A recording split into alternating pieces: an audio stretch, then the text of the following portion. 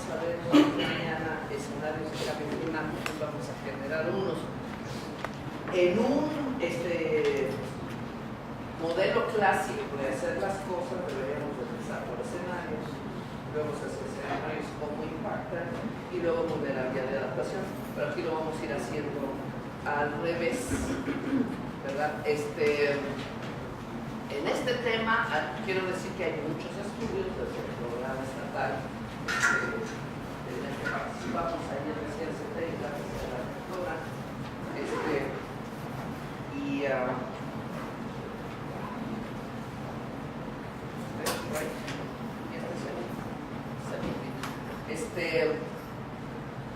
y hay mucha información.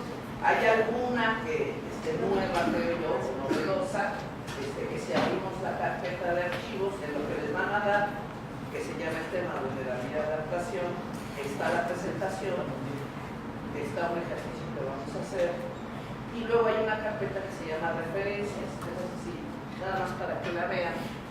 Los artículos que voy a ir citando, no todos, están en la carpeta, bueno, hay unos específicos de Veracruz. Este es un libro, Marco de Políticas de Adaptación. O sea, lo hicimos, de Cambridge University Press, pero fueron 2 años de trabajo que de Naciones Unidas para el Desarrollo, el programa de Naciones Unidas para el Desarrollo, nos estuvo juntando para que sintiéramos justo qué es esto del clima, qué es vulnerabilidad. No es tan nueva, pero sí, creo que los autores son bastante respetables, incluyendo. Pero bueno, yo creo que les puede interesar. Es un libro que pueden tener acceso. Si les preguntan, pues se los estoy dando, entonces lo negaré, ¿verdad? Lo tendría que comprar. Pero, en fin, es literatura que pueden ir revisando para entender las metodologías para aproximarse a este tema, que es uno de los más relevantes, ¿verdad? Si sabemos vulnerabilidad de adaptación, podríamos empezar a hacer investigación y empezar a proponer políticas públicas. ¿Por qué el libro se llama Marco de Políticas de Adaptación al Cambio Climático? Entonces, está orientado a poner las bases científicas para hacer cambio climático. Entonces, si regresamos a la presentación, la que sigue, por favor. Entonces, voy a repasar un poco las que vimos. O sea, si se fija, este es el crecimiento de dióxido de carbono. Ya para el 2011, con respecto a 1750, había crecido 40%. Sí, hoy hay una noticia que dice el Potsdam Institute, o sea, el jefe del PIC, que se llama, dice que podríamos llegar a 5 grados y se moriría el 80% de la humanidad, etcétera, etcétera. En fin. Entonces, un poco es para decir, hay que hacer algo al respecto, ¿verdad? Y esos 5 grados son una de las trayectorias posibles, ¿no? O sea, tampoco hay que ponerse así, pero bueno, sí es urgente hacer algo. Entonces, también el metano, óxido nitroso, que como les digo, la humanidad lo que está haciendo es inventarse un nuevo planeta, porque se está inventando una nueva atmósfera, que no es la natural. Los océanos, como les decía, han absorbido la mayor parte del dióxido de carbono, pero no pueden, ¿verdad? No pueden con todo. Entonces, si le das a la siguiente, el nuevo récord que les mencioné, ¿sí? Que es la noticia que en mayo del 2018 ya se encontraron estas partes por millón. La que sigue, también esta ya la vimos, que si yo quisiera modelar qué pasa con la atmósfera en la superficie, en el océano y superficie global, la única manera que podría hacerlo es meter el forzamiento antropogénico, o sea, el aumento de gases de efecto invernadero. Esto es observado, no es proyectado, ¿verdad? La que sigue, y aquí está el crecimiento del nivel del mar. Recuerdan, aumento de temperatura es casi la primera evidencia. La siguiente, aumento del nivel del mar y pérdida de cubierta de hielo y nieve, particularmente en el Ártico, ¿no? Este es un video interesante. Lo que trae son las 10 ciudades, Bangladesh, Nueva York, etc. No hay ejemplos para México. Pero sería que pasaría si aumentara, dice, si sigue aumentando, él dice cerca de 70, 80 metros.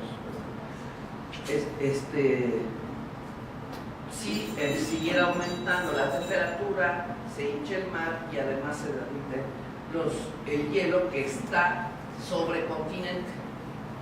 El que está flotando, bueno, no sé si les sirve el ejemplo, pero es como, dice, no, si se derrite el hielo que está flotando, va a aumentar el nivel del mar. Les digo, bueno, si han ido a una cantina y han pedido una cuba con 2 hielos, no dicen, me voy a apurar a bebérmela porque si se derriten los hielos se me va a desbordar el vaso. Entonces, el volumen del hielo que ya está sobre el líquido, ya está. No es que porque se derrita, pero el problema es si se derrite el hielo que está sobre continente, sobre superficie, ¿verdad? Entonces, si le sumamos a eso más la hinchazón del agua caliente, se hincha más, entonces aumentará el nivel del mar. Y este ejemplo es interesante porque está hablando de diferentes épocas. Se mide por MIS, es saturación de algunos isótopos en el mar, ¿verdad? Entonces se mide en diferentes épocas y este es el presente. Concentración de dióxido de carbono entre 1890 a 2004, vamos aquí, estamos cerca de 1 grado ya, pero en las otras épocas era más de 6 metros de lo que conocemos ahora. Entonces es importante que lo vean. Podemos ver un pedacito de si quieren, o lo ven ya ustedes. Después ya vienen los ejemplos de las ciudades, Bangladesh, Nueva York, que está en inglés. Entonces, si quieren, vemos el inicio y ya ustedes, y claro, de ahí ya los va a mandar a otras ligas, pero veamos un poquito de estos.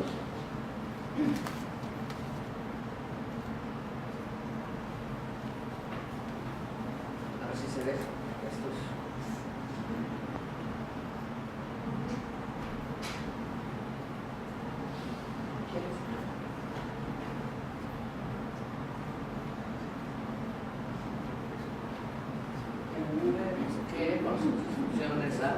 Nos saltamos el anuncio, es omitir un segundo.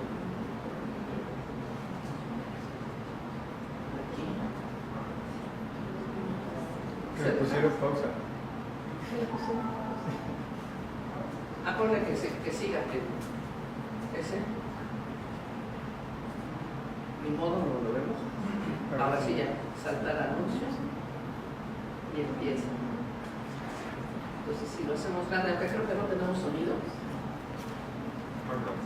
Faster and faster. New research published in the journal Science looked at 4 different periods of warmth over the last 3 million years. It shows that minimum average global sea level during each period was at least 6 meters higher than it is now. Por lo menos 6 That's metros. bad news, and it gets a lot worse. Because over the next couple hundred years, we're very likely to see much warmer temperatures than anything experienced for millions of years on Earth. But to get a little sense of just what we're facing, instead of looking at the worst case scenario of 80 meters sea level rise, let's just look at a future world we're pretty much locked into, where coastlines will be 6 meters higher than they are today. Y entonces va a ser These top el 10 estudio de countries, according to Climate si Center hubiera 6 report, metros. ranked by the number of people currently living within 6 meters of sea level. Of all the nations on this list, in terms of the percentage of the population, the low-lying Netherlands Está en el lugar is 10. hardest by rising seas. Y este es 62% of Dutch 62%. people currently live within the 6 Que meters no zone. escuchan, no les voy. Brazil is the 9th most severely affected country, with more than 45,000 square miles below the line. You can see how just a modest 6-meter rise expands Rio de Janeiro's Guanabara Bay. Egypt's Nile River Delta is already turning into a saltwater wasteland because of rising sea levels. Soon, the ancient port city of Alexandria will disappear entirely into the Mediterranean. The U.S. is number 7.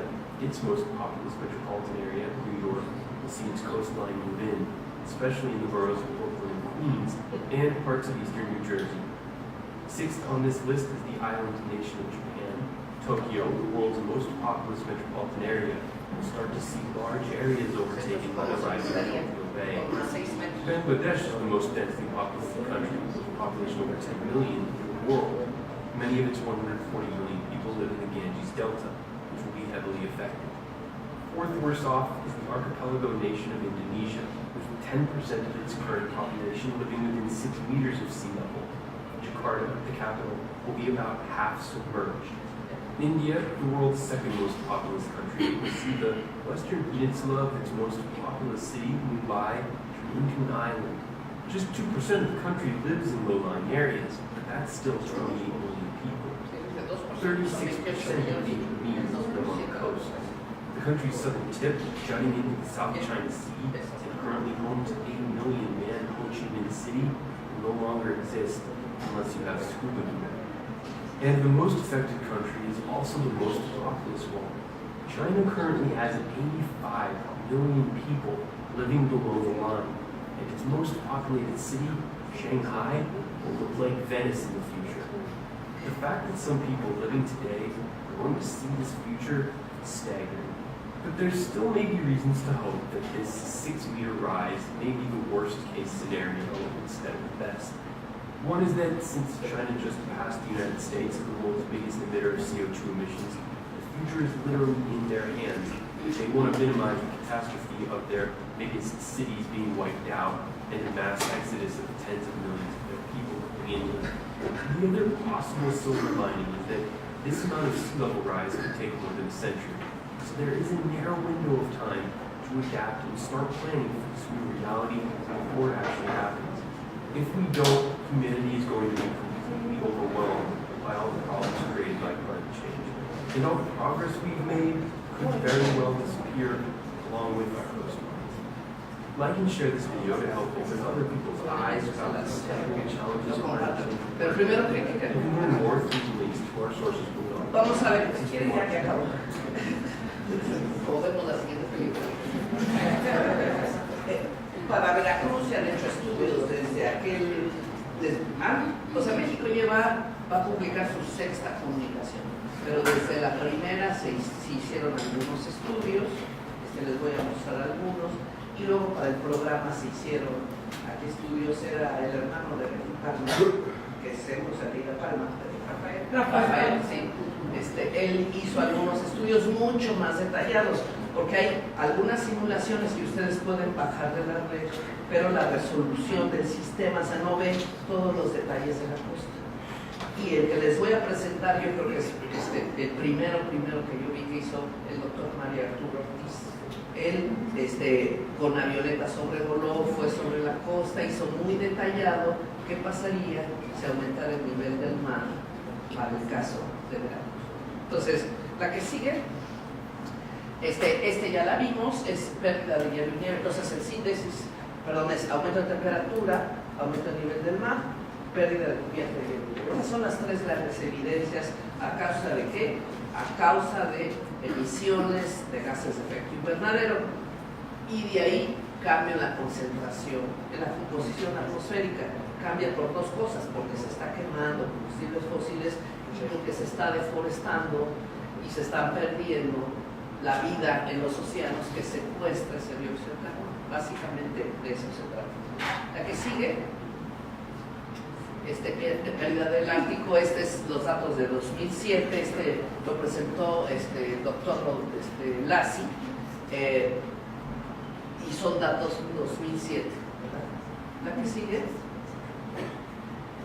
es también un efecto interesante. Al estarse calentando el Ártico, si ustedes ven un mapa de cómo ha cambiado la temperatura global, en una exposición Al Gore dijo, está el polo norte más 25 grados por encima de la temperatura que debería ser, más 25, más la pérdida de hielo y nieve, está haciendo que esta corriente de chorro, digamos, se esté deformando y se esté debilitando algo que se llama vórtice polar, que mencionaremos. Entonces, el aire frío puede avanzar sobre Europa, Asia y sobre nuestro continente también. Entonces, les voy a mostrar algunos ejemplos de un estudio que hicimos para Puebla. El mensaje era, en ese momento, uno dice pobres ositos polares que se están ahogando, pues pobres de todos nosotros, ¿verdad? Porque para el caso del estudio que estamos haciendo en Puebla, y que les voy a mencionar, estamos trabajando con productores de hortalizas, sobre todo mujeres productores de hortalizas.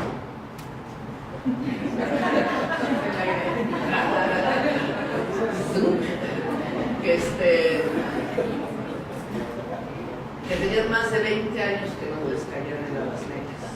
Y con este efecto que hubo en el invierno que vivimos del año pasado acá, perdieron mucho. Y los colegas de la Universidad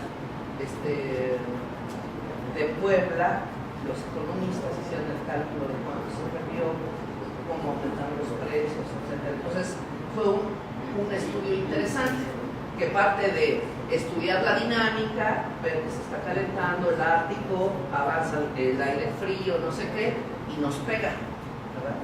Y nos pega con eventos que, a decir de los productores y luego ya viendo el registro de los desastres históricos, en particular las heladas, sí afecta. Entonces es importante porque uno puede decir, es que el planeta está calentando, ¿y cómo si yo tuve un frío espantoso este diciembre? Pues tuviste un frío espantoso, sí, por el efecto de calentamiento global, el efecto de pérdida de nieve, el efecto de cambio en la circulación por la combinación de esos efectos. Entonces hay que tener conciencia que el clima se puede hacer más extremoso y puede incluir periodos de frío muy agudos, producto del calentamiento global. ¿La que sigue? Este es como se ha calentado. Les decía yo, hay lugares que en la serie de tiempo que analizaron los ingleses y que nosotros palomeamos, etc. La que sigue, el cambio en la precipitación también nos está cambiando. La que sigue,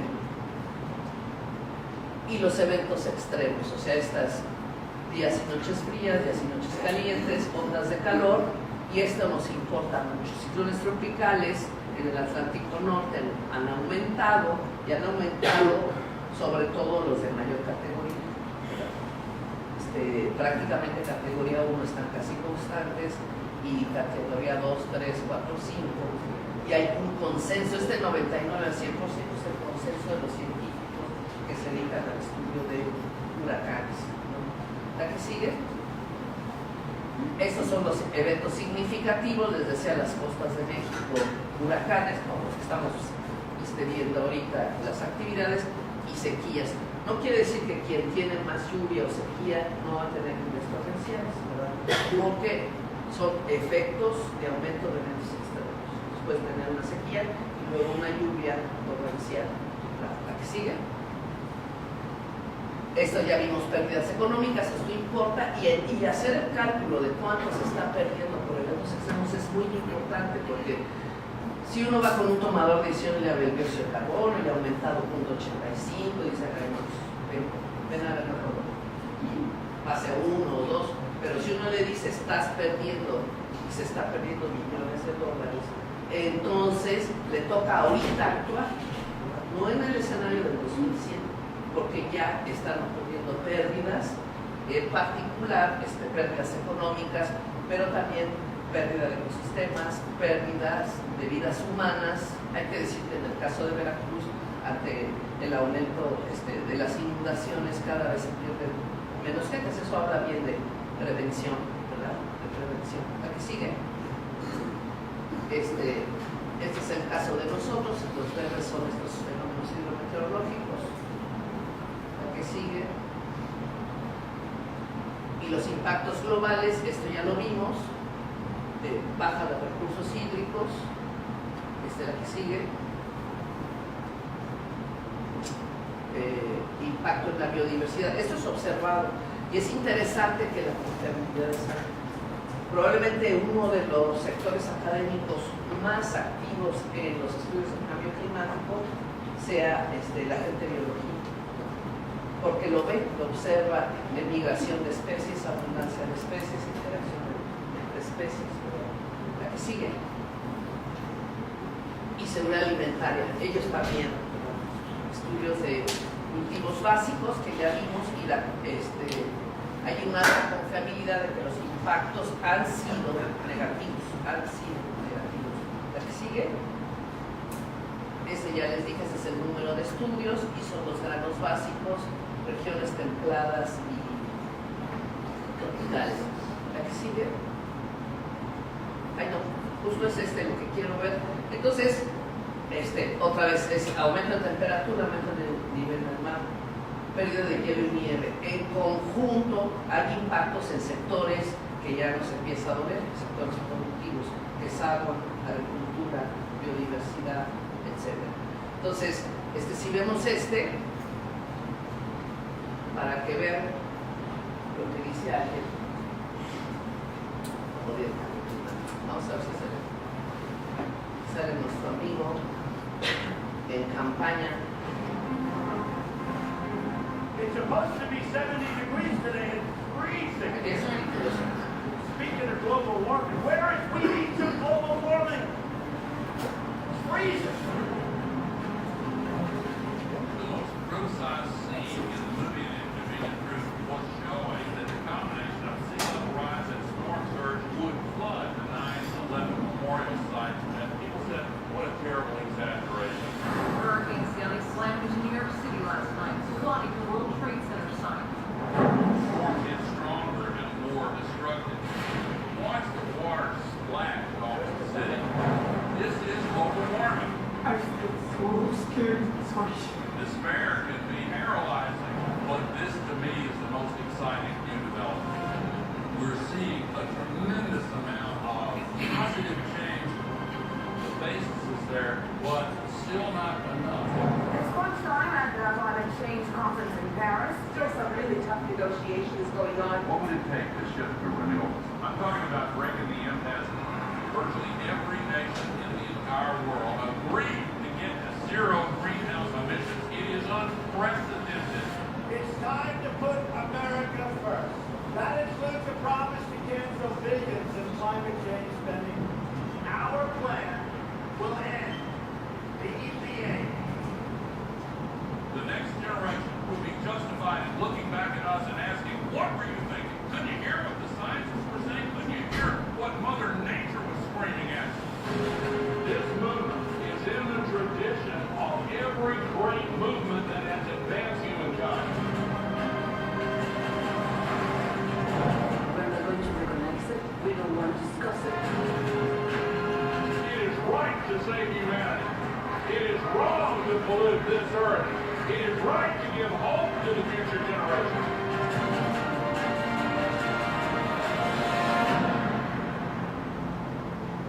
Don't let anybody tell you that we're going to get on rocket ships and live on Mars.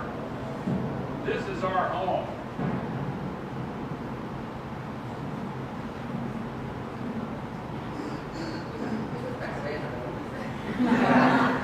Pero es interesante porque se dan cuenta de lo que el mensaje empieza diciendo, tengo mucho frío, no que había calentamiento. Entonces hay que andarse con cuidado al hacer esas afirmaciones. O sea, justo cuando se salió, anunció Trump que se salía, empezaron los reporteros muy preocupados y fueron a las ciencias de la atmósfera y bueno, le preguntan a uno, ¿cuánto que sabe qué? Y en el noticiero de la noche decían, Cecilia Conde dice que Trump es un ignorante, que lo que afirma es por ignorante. Ay, no, es exagerado. Y sí, salí diciendo. Ahora, él puede no saber, pero el problema es para quien toma decisiones es rodearse de gente que sepa y que impida, por ejemplo, que dice que va a deshacer la secretaria de Medio Ambiente, la EPA, en el caso de Estados Unidos. Es una barbaridad. Y luego como termina algo diciendo que nadie les diga que vamos a conquistar otro planeta, es que muchos de los satélites norteamericanos ya apuntan hacia afuera, como está Marte. Un autógrafo. ¿Cómo está Marte? Sí, ¿verdad? Etcétera, etcétera. O sea, y como les decía ayer, correr a los científicos que ya Macron les dijo vengan hacia Francia, etcétera, etcétera. Y en términos de nuestros estudiantes, ya pensando como profesor, tenemos que ver dónde podrían estar las oportunidades de estudio, porque si lees el que les puse ayer de Antonio Lascano, dice las cifras de gente que se ha graduado en Estados Unidos en diferentes áreas de la ciencia, dice los proyectos de colaboración que tiene México con científicos que le están pasando horrible, ¿no? Entonces, ya no tienen presupuesto o ya no tienen trabajo. Entonces, es un golpe fuerte, no solo porque él dice ya no voy a apoyar la investigación, no voy a reducir gases de efecto invernadero, voy a apoyar la industria minera, etcétera, sino porque le pega al conocimiento científico, no solo de Estados Unidos, sino también el nuestro. Entonces, la que sigue, por favor. Entonces, proyectamos. Ya es con cambio climático, van a tener que creer porque hasta el final vamos a ver los escenarios, ¿no? Pero entonces con cambio climático proyectado, si le das, lo que va a ocurrir, es difícil que se ponga solo un año, en este periodo de tiempo, los impactos negativos van a ser indudablemente mucho mayores que los posibles impactos positivos. O sea, aumentar la temperatura puede en algunas regiones implicar que se abre el periodo de crecimiento de algunos cultivos, pero eso cada vez va a ser mucho menor, y el decrecimiento en los rendimientos será mayor, ¿verdad? Ese es el % de pérdidas que se tendrían, ¿verdad? Y uno puede pensar en términos económicos quién se queda produciendo si va perder 60% del producto. O en un modelo que se hizo para producción de café en Veracruz, que está el artículo en las referencias, estábamos corriendo simulación y dice, bueno, ya se pierde el 90% de la producción de café. Digo, bueno, pues ya es evidente que nadie va a querer producir café. Van a transitar o a otros cultivos o van a vender la superficie para que se extraiga la marcha urbana, o van a transitar al café, a azúcar, o van a empezar a hacer variedades de café de sol. Entonces, ya de sombra para qué, sí, mucho trabajo. Toda analogía con la realidad es un ejemplo, ¿verdad? Pero digamos, en realidad hay unas dinámicas muy fuertes en la producción de café en Veracruz, en Oaxaca y en Chiapas. Se parecen mucho a lo que estamos viviendo. Entonces, por supuesto, el modelo solo que les voy a mostrar tiene variables climáticas sobre todo, pero fue el primero que tratamos de meter una variable económica, ¿verdad? Para decir qué pasaba no solo con clima, sino con la parte económica. ¿La que sigue? Y bueno, esto nos plantea que ya estamos en riesgo y que a futuro puede haber riesgo mayor. México en el IPCC está en Norteamérica, o sea, trabaja con Estados Unidos, Canadá y México. Pero la verdad es que, pues no negamos la cruz de la parroquia, nos parecemos más a Centroamérica y Sudamérica, ¿verdad? Entonces yo les pongo aquí, está para todas las regiones. Pero a futuro en Norteamérica está el riesgo de un aumento de incendios forestales, mortalidad por calor y un aumento en las inundaciones. Y en el caso de Centro y Sudamérica, menor disponibilidad de agua, mayores inundaciones y deslaves, menor producción y calidad de alimentos y mayores enfermedades por vectores, porque a los vectores les sienta bastante bien. Vamos a ver un caso de la broca, ¿verdad? Es un estudiante de que la broca vive muy bien en un clima extremoso. Y la tablita que van a ver aquí, si le das, lo que nos dice es el nivel de riesgo. Este es muy bajo, medio y alto, se va aumentando así. En el presente estamos así. En un futuro que le vamos a llamar cercano, pues estos van a ser escenarios futuro cercano, medio y lejano, estaría el riesgo así. El riesgo se puede quedar si aumentara 2 grados centígrados o a finales del siglo IV, si hacemos uso de nuestro potencial de adaptación que ya tenemos y si desarrollamos nuevos potenciales de adaptación para reducir riesgo.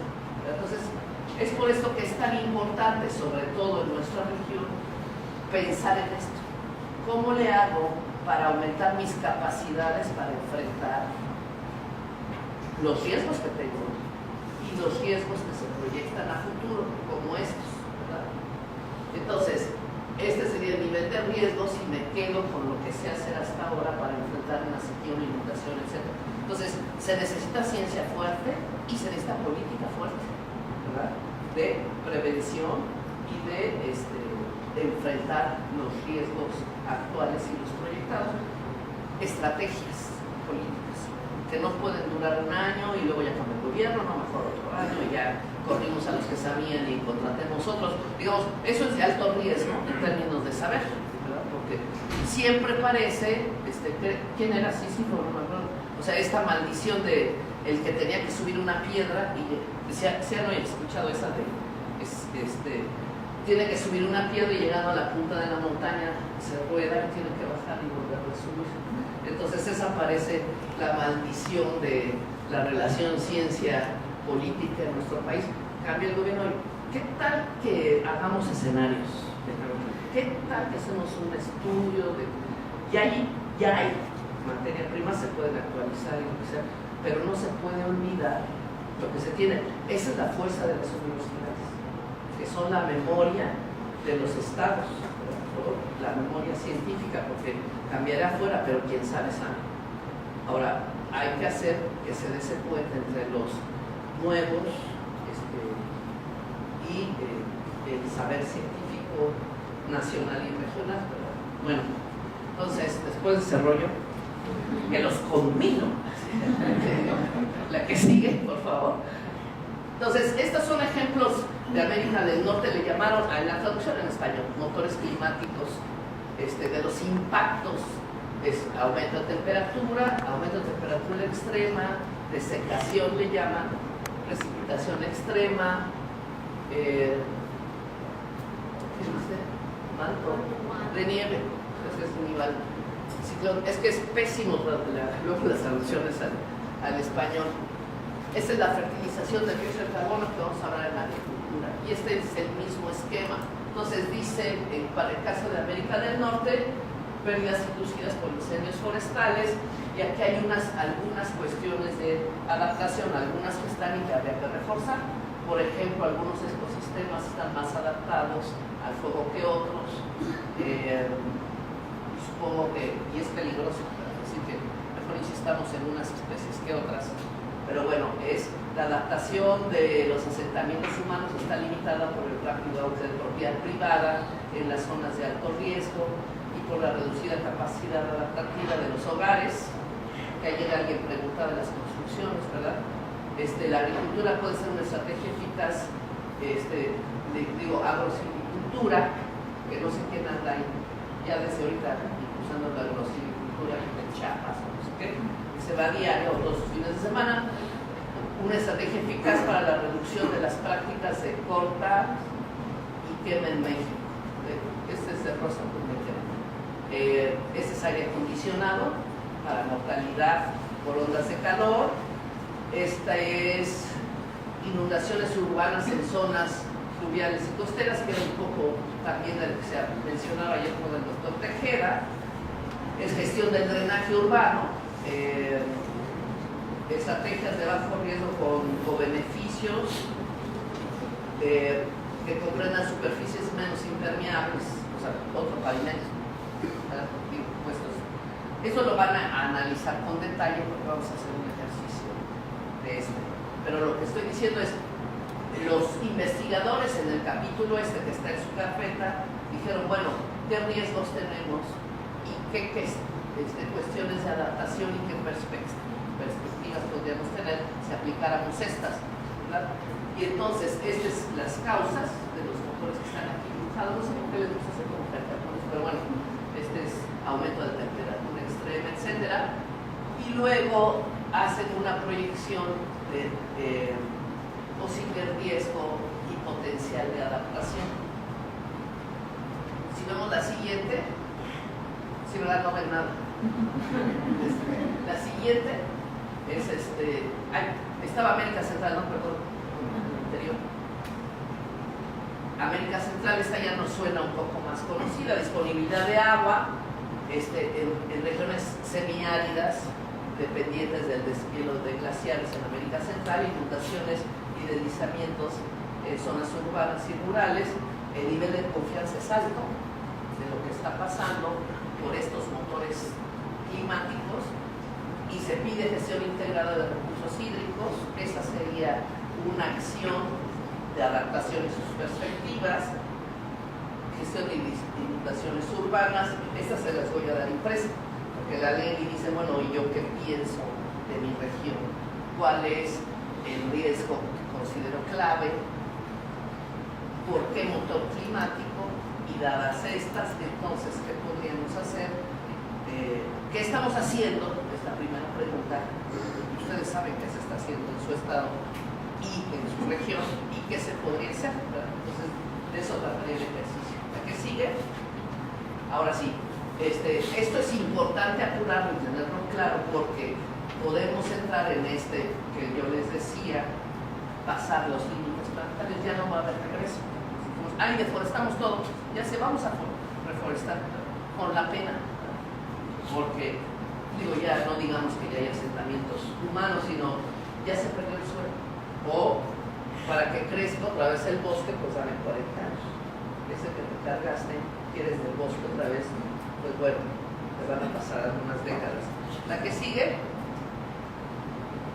y este es el libro que les digo.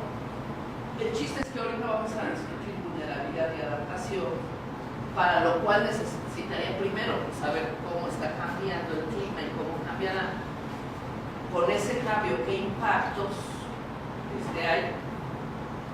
Y para saber si impacto o no, yo necesito saber la sensibilidad del sistema. Sensibilidad del sistema se hace con modelos. Eso de semillas de cereales básicos, hay modelos. Reducción de caudales o, bueno, más fuerte todavía, disponibilidad de agua, necesitamos a los hidrólogos, etc. Entonces hay muchos de estos modelos. En la carpeta de impactos está la lista posible de modelos para hacer análisis de impactos. Hay unos que son carísimos, millones de dólares bajarse o miles de dólares bajarse un software, más tomar un cursito que les va a costar mucho, y hay otros que son gratis. Entonces uno tiende a buscarlo gratis, ¿verdad? El software es libre, entonces parece consigna, no, pero hay software libre con sus manuales, etcétera. Pero más que cueste mucho dinero o poco, hay que tener muy clara la pregunta, porque uno puede bajarse un software gratis muy complicado y se le va la vida a uno queriendo correr el modelo cuando los datos o son basura o no existen. Entonces, tenemos que tener clara la pregunta y la herramienta se define en función de la pregunta y de la disponibilidad de datos.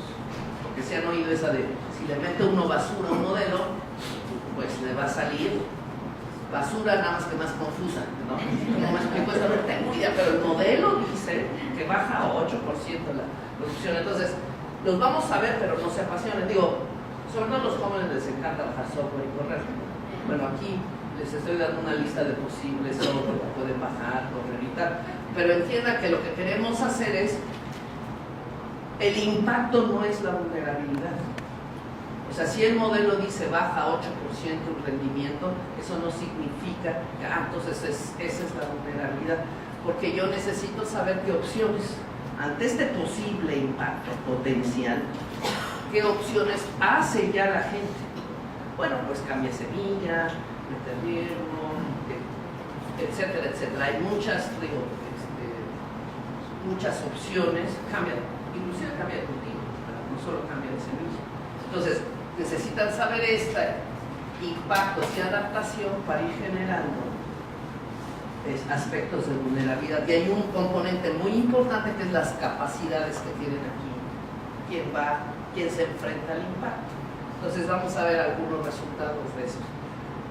Si ya tienen claro esto en la actualidad, entonces métanle cambio climático, antes no.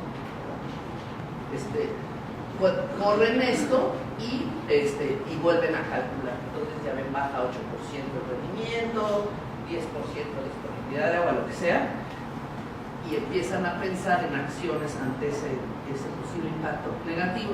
Ahora, todo esto se hace porque se trata de un marco de políticas de adaptación, este libro.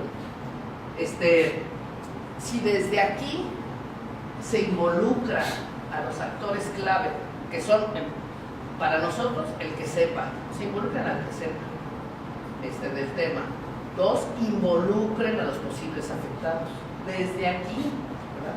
Porque ellos saben cuáles son las peores amenazas en su región. O sea, yo en este proyecto de Puebla estaba necia con inundaciones. Bueno, ahí no se inunda, punto. O sea, porque no es que aquí no tenemos inundaciones, perdón. Bueno, eso yo cómo lo voy a saber. Bueno, debía de haberlo sabido, pero no lo sabía y me lo dijeron. El riesgo puede ser las heladas, sequía, etc. Entonces, se pregunta, y ese es a donde se enfoca el proyecto, y hacen énfasis, buscan datos, buscan los inventarios de desastres en la red, etc. Y lo discuten con ellos. Si desde el principio de un proyecto de adaptación involucran a los actores clave, ya están aumentando capacidad adaptativa. O sea, la adaptación no es el resultado de hacer primero el estudio y luego va uno, oye, pon riego, pon goteo, aquí están tus tripitas, y ya quedó la adaptación, sino se construye, porque se necesitan construir capacidades, ¿verdad? Entonces, es importante involucrar a los actores clave desde aquí y en cada paso del proyecto ir discutiendo y tomando decisiones con miras a aumentar capacidad adaptativa. En este texto yo quería, de natural, ¿ustedes dónde me meterían? Pues aquí, ¿verdad? Me tocaría aquí. Pues me metieron acá.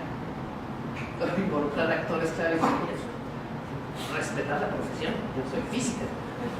Pero yo venía de hacer un proyecto con los productores de maíz en Tlaxcala. Entonces me dijeron, no, cuéntanos tu experiencia aquí. ¿Quiénes son los actores clave? ¿Cómo se hace? Yo trabajé con una colega de ciencias sociales que sí le sabía, ¿no? Yo aprendí mucho. Pero bueno, de ahí este es el capítulo que van a ver, el capítulo 2, que se llama Involucrar Stakeholders. Stakeholders no tiene traducción en español. Entonces, ahí le ponen partes interesadas en el texto. Partes interesadas no tienen la fuerza que es un stakeholder, porque puede estar interesado, pero oh, qué interesante, adiós, ahí nos vemos. Entonces, parte interesada es que tiene interés en términos económicos, ¿verdad? En términos de formas de vida, entonces sí sería parte interesada.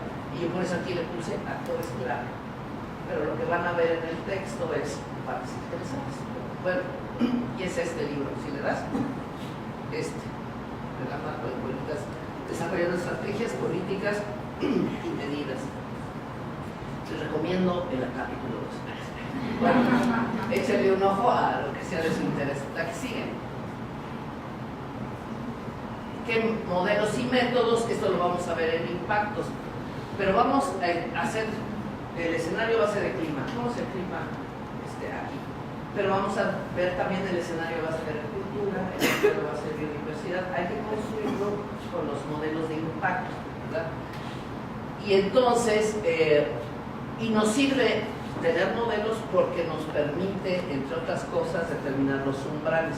O sea, ustedes, si tienen un modelo de maíz, lo pueden subir y subir la temperatura. Hay un momento en que se perdió todo, ¿verdad? Entonces, saben cuál es el umbral crítico que puede alcanzar el sistema que están utilizando. Y luego, ahí, si ya tienen el escenario base, ya introducen las variables: temperatura, precipitación, radiación. La que sigue. Les puedo, no está en el capítulo, pero les puedo dar todos los artículos. Es del 2011, me parece. y están los escenarios que se introdujeron para hacer cálculos para agricultura, ganadería, y un ejemplo de ganadería para Veracruz. Hizo la Facultad de Veterinaria aquí, la parte forestal, la parte de biodiversidad, asentamientos humanos que hizo el doctor Tejeda. Si quieren ya es un artículo viejo, pero la idea es con los escenarios. Ahora el doctor Tejeda tiene los escenarios, se aumentara globalmente, o sea, todo el planeta 1.5, ¿qué le pasaría a México? Él ya tiene esas variables de temperatura, precipitación, y ya lo metió a sus modelos de asentamientos humanos, isla de calor, etc. Entonces, así es como se trabaja. O sea, yo no tengo ni la más peregrina idea que le pasará a la ciudad de Jalapa por magnitudo de 1.5, pero él sí, porque él sí sabe. Entonces, ahí está el capítulo. Bueno, esta es la liga y se pueden bajar todos los artículos. Pero si quieren en la carpeta, mañana la agregamos. Y suelos y recursos hídricos. Eso es lo que se hizo. Pero todos estos no son estudios de vulnerabilidad, son estudios de impacto. Muy importantes, ¿verdad? Porque ya tengo una idea de la empresa, ya tengo un diagnóstico de lo actual, puedo hacer un diagnóstico ante los cambios y puedo saber umbrales críticos. ¿Quién no la hace? ¿Quién sí la va a hacer ante estas, en términos espaciales, ¿verdad? Aquí les digo peor, aquí tal. Porque como comentábamos ayer, si es ciudad y aumento 2 grados, no, pues hay que cambiarse de ciudad. Pero si es el campo o el pico de Popo o lo que sea, bueno, ahí también no conviene mucho ir a vivir, pero si le aumentan 2 grados, todavía es vivible esa temperatura. Entonces es muy importante que además de los incrementos de temperatura y cambios de lluvia, sepan de en dónde se está analizando y qué sector están hablando. La siguiente. Entonces, las definiciones: vulnerabilidad. Esta es la definición propia de cambio climático, ¿verdad? Quien hace estudios de riesgo tiene otra definición de vulnerabilidad. Para nosotros, en pocas palabras, es el producto final de haber estudiado clima, impactos, capacidad adaptativa y algo de vulnerabilidad. El riesgo, vulnerabilidad es una variable, ¿verdad?, para calcular el riesgo. Pero no importa, ya el IPCC está transitando a juntar estas dos concepciones. Entonces, exposición, sensibilidad y capacidad adaptativa, que llamamos adaptabilidad del riesgo. Hay algunos mapas que vamos a ver mañana en los ejercicios y ustedes van a poder decir, a ver, de mi municipio, Jalapa, es municipio, no solo, bueno, el municipio Jalapa, ¿qué exposición tiene? ¿Qué sensibilidad y qué capacidad adaptativa? Y va a ser, está muy expuesta, pero casi tiene mucha capacidad adaptativa, pues es claro, la capital, etcétera. Adaptación, esta definición es, ¿se puede uno adaptar espontáneamente? Pues no llueve, no siempre, esa es una medida adaptativa. Hasta que llueva, inician las lluvias, empiezan los productores de maíz, de frijol, etcétera, temporal. Pero es una acción adaptativa, nada más bien. O sea, nadie dice yo siembro en abril y me vale, pues no. Tiene que esperar a que se regularicen las lluvias, pero es una acción de adaptación espontánea. La que nos encantaría sería la planificada, ¿verdad? Yo tengo proyecciones, estudio y hago un plan, como hay el plan de acción climática de los estados. Para eso sería el poder construir estos planes con la mejor información.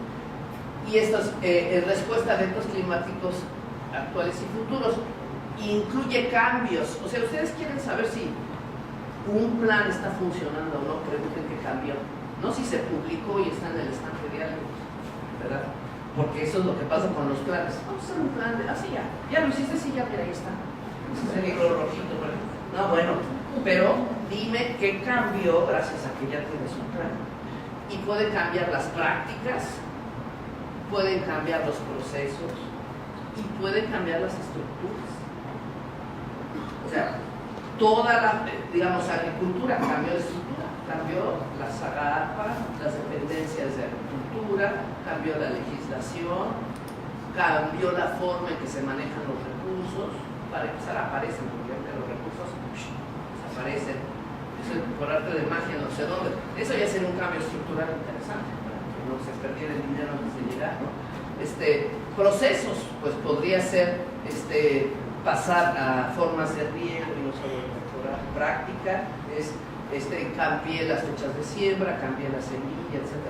Pero si a partir de un plan no cambia nada, bueno, pues esperemos al siguiente plan, cada sexenio saca su plan. Pero si en justicia tendríamos que saber si algo cambió, ¿verdad? Digo, no solo en justicia, hay que monitorear y evaluar para saber si un plan de adaptación funcionó, no funcionó, y si adaptó a alguien o no, ¿verdad? O alguien se adaptó. La que sigue. Entonces, para vulnerabilidad, porque luego dice estudio de la vulnerabilidad de tal sector, pero no nos dice de quiénes, no hay personas. El grave riesgo de los estudios de vulnerabilidad con respecto a los inventarios de emisiones o los de mitigación es que involucra gente. Entonces eso ya, para los que venimos de las ciencias duras que les llaman, y duras porque costó trabajo pasar física, además de ser la por eso le llaman duras, pero es que tenemos que meter este enfoque social a fuerzas, porque yo necesito saber quién es y a qué. O sea, nadie es vulnerable en abstracto, es vulnerable a la sequía, vulnerable a las ondas de calor, vulnerable. Yo necesito saber a qué, vulnerable quién, a qué, y luego decir qué prácticas, procesos y estructuras ahorita los están haciendo vulnerables. O sea, vulnerabilidad no es algo que va a surgir en el 2100, ya hay vulnerabilidad. Y de hecho se está gestando vulnerabilidad, ¿verdad? Porque hay prácticas, procesos y estructuras que están aumentando la vulnerabilidad actual. Entonces hay que detectarlas y revertirlas, ¿verdad? Y luego, por eso les digo, no es genérica. Y entonces tenemos que hacer los estudios los más rigurosos, pero necesitamos políticas de adaptación, políticas. Y eso ya es el terreno, si quieren, otra cancha. Pero necesitamos hacer este puente ciencia-política, porque para reducir vulnerabilidad y aumentar capacidad adaptativa se requiere el mejor estudio, el equipo de trabajo interdisciplinario, pero que se lleve a la práctica por quien toma decisiones. Entonces, por eso es política. ¿Qué sigue? Entonces, les decía, está el clima, el impacto potencial, pero la vulnerabilidad depende de muchos factores. El mismo evento afecta de manera diferente, ¿verdad? Hay un estudio del doctor Roberto Sánchez, por ejemplo, que compara Tijuana y San Diego. Un año se inundaron, bueno, el mismo evento les pegó a los dos, no sabía dónde estaba México, cruzó el muro. Entonces pegó a los dos, pero San Diego se repuso en una semana, Tijuana tardó meses. Eso no fue por culpa del evento, que sí estuvo fuertísimo, ¿verdad? Sino fue por las capacidades que se tenían. Entonces, yo necesito saber para vulnerabilidad esas capacidades. Si le das a la siguiente, entonces, preguntarme dónde, o sea, hacer el estudio espacio-temporal, ¿verdad? De lo que es la vulnerabilidad. La que sigue, entonces, esa es la definición que ya les había puesto, es susceptible para enfrentar los efectos adversos del cambio, y hay que incluir la variabilidad climática que nos dice las capacidades. O sea, un evento extremo tensa las capacidades actuales y las hace visibles. ¿Se pudo hacer algo con una inundación o no? O cada año nos estamos inundando y no hay ríos que nos digan para dónde, cómo, cada vez es peor, etc., ¿verdad?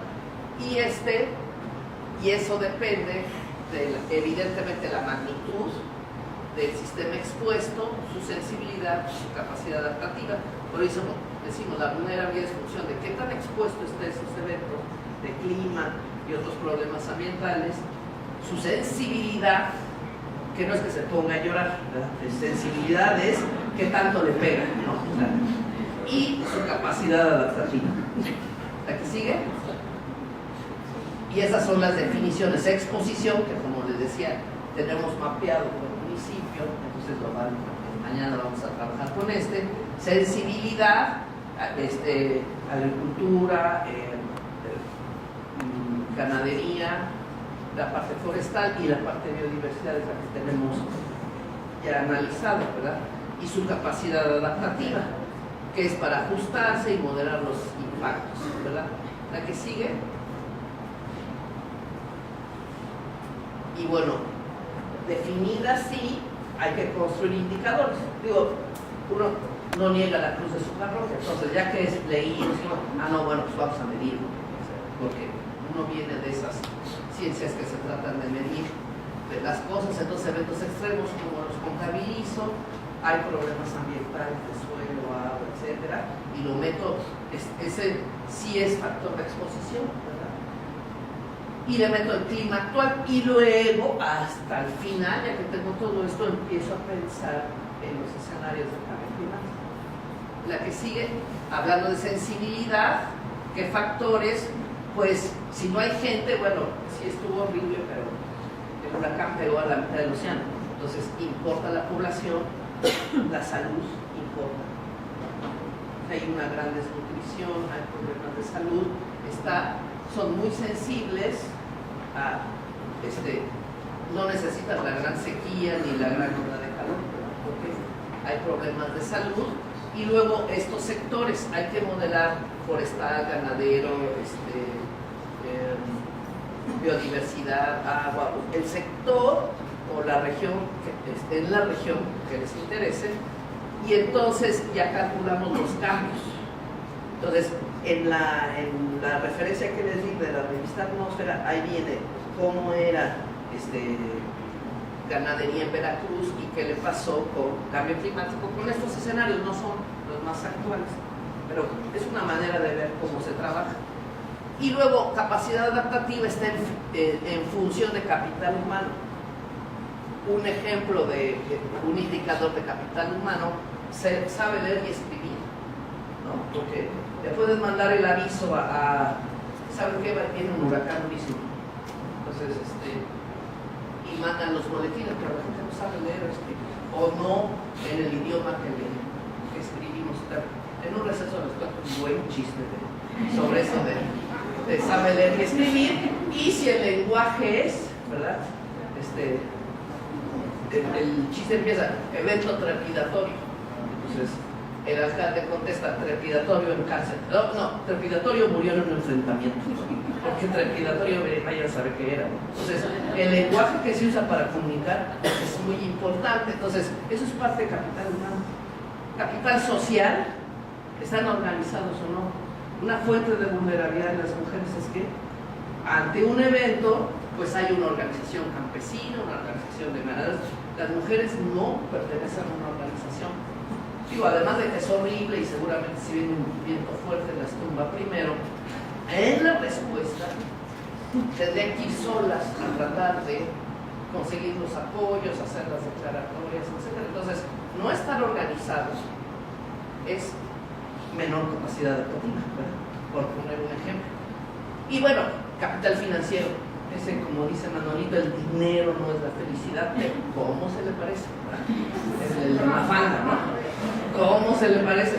Entonces, si tienen apoyos de gobierno, si tienen remesas, si tienen, etcétera, etcétera, eso es un factor que determina mi capacidad de enfrentarme al evento.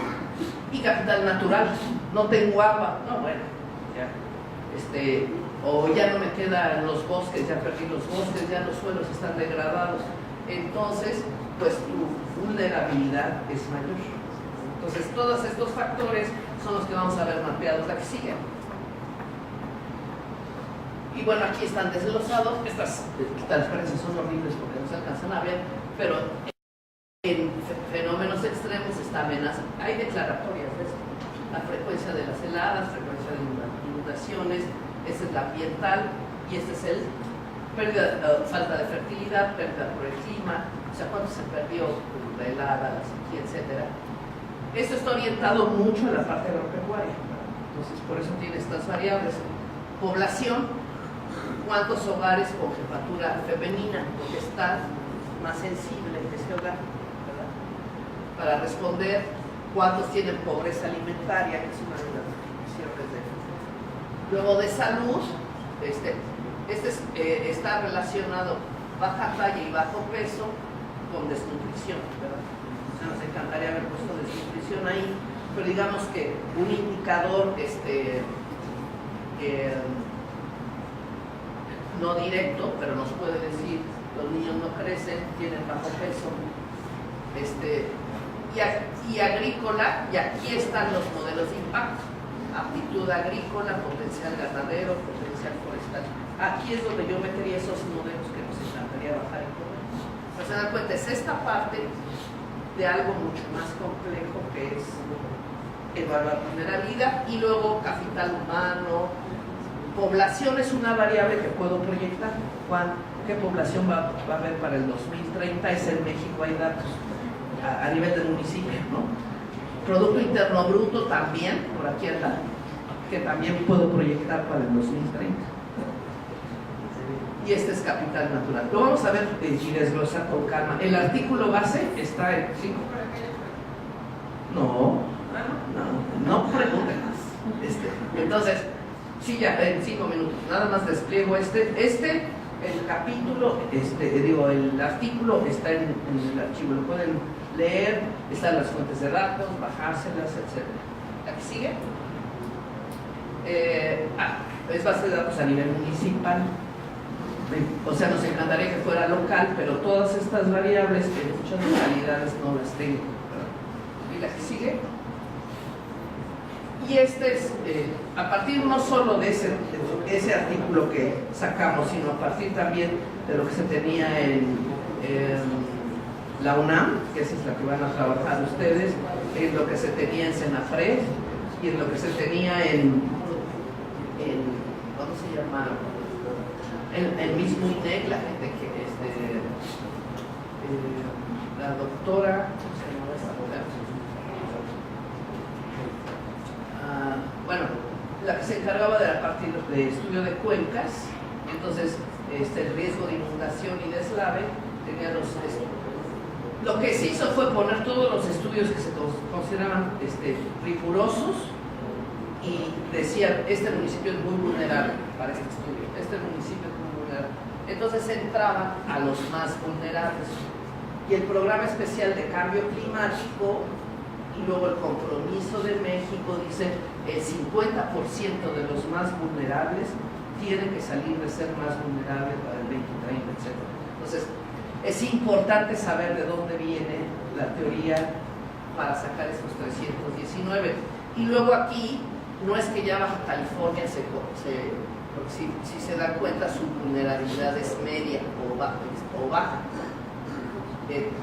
sino que visto estado por estado se hace la contabilidad de los municipios, porque quien ve este mapa dice, ay no, pues ¿a poco Baja California es más vulnerable que Oaxaca? O sea, está la lista de municipios de Oaxaca contra los municipios de Oaxaca. ¿Quién es el peor?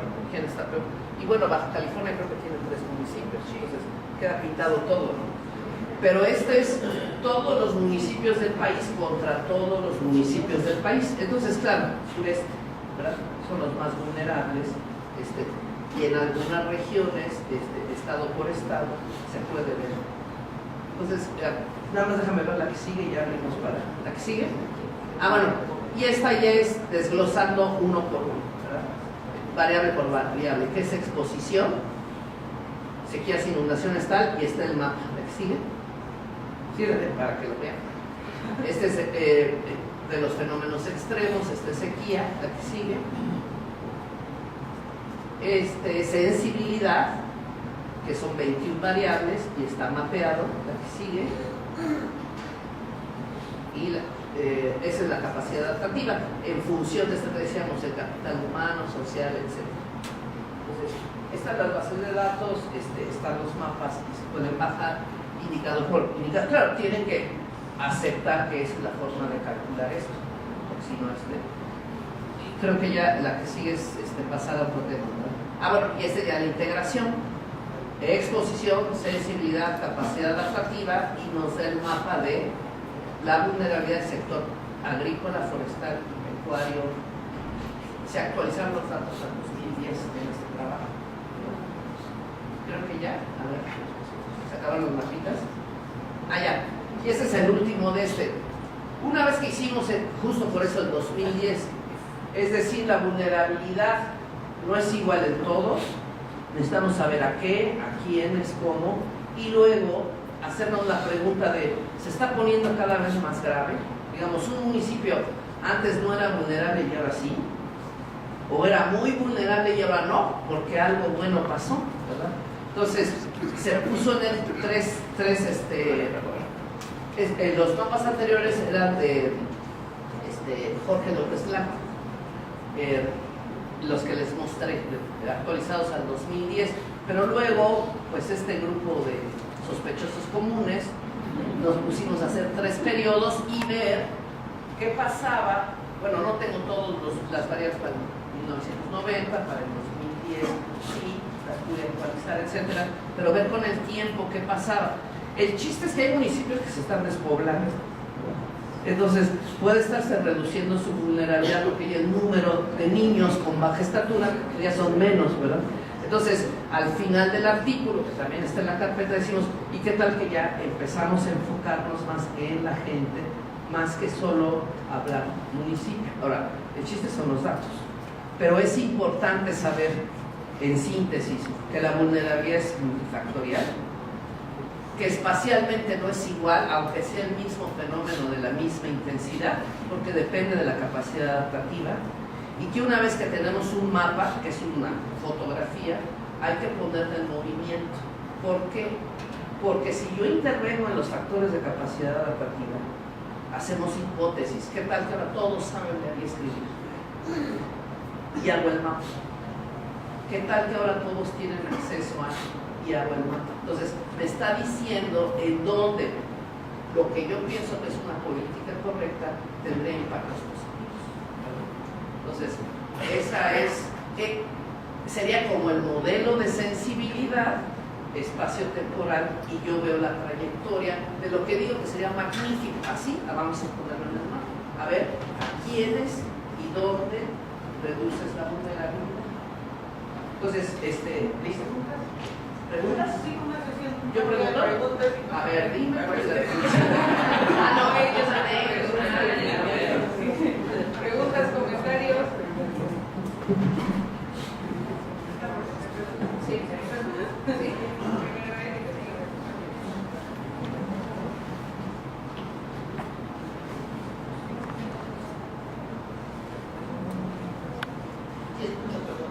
Sí, Arturo Pérez Vázquez.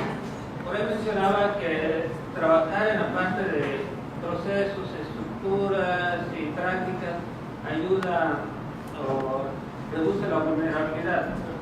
Pero ¿qué tanto el reforzamiento de eso también, las prácticas, procesos y estructuras, incrementa la resiliencia de los sistemas? Sí, bueno, hay que ponerle, esas son para la adaptación, hacia la adaptación. Necesitamos atributos que hacen lo que, bueno, yo no conozco a nadie que los tenga, pero yo considero, por ejemplo, ver la viabilidad, ver la equidad de las acciones, de las prácticas, ¿no? Porque una práctica puede ser reparto recursos, pero solo a los de mi partido, que es un ejemplo marciano, pero eso puede ser una práctica que está aumentando la vulnerabilidad. Entonces, tiene razón, conservar lo que se evalúa como correcto, equitativo, justo, viable económicamente, está bien. Pero si uno dice, nos estamos enfrentando a condiciones climáticas que no son las normales, que van a ser cada vez más anormales, entonces yo necesito cambiar, transformar. Entonces, si mi práctica es buena, ¿cómo la refuerzo o cómo la aumento, etcétera? Entonces yo, bueno, pues no es frase mía, es de la convención, si entra de la definición de adaptación, dice cambios en prácticas, procesos y estructuras,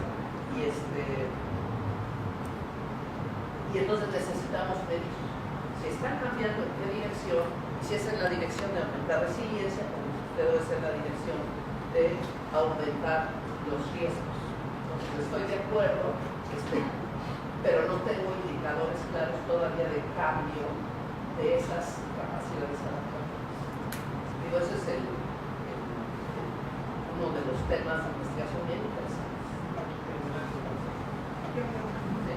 Alejandro de la Madrid, yo tengo dos preguntas, comentarios. Una de las ciudades que al principio comentó de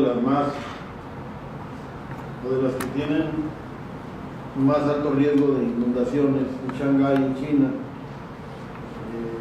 es la metrópoli más grande del mundo. Está pegado a la costa este de China. Me llama la atención que ese gobierno, a pesar de ver esto que es evidente para todo el mundo, pues sea uno de los países que más generación de energía eléctrica a través de carbón esté programando hacer para los siguientes 50 años. Entonces eso es como que incongruente con la política gubernamental, pues no entiendo. Y lo otro que le quería preguntar es el caso de lo que estaba platicando de Puebla. Le dicen que Puebla no se inunda. De la localidad de Tepeaca. En Tepeaca, Puebla. Ok.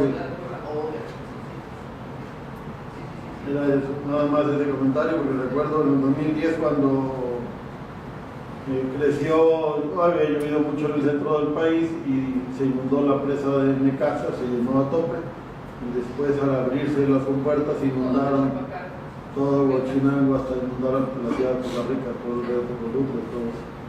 Sí, perdón.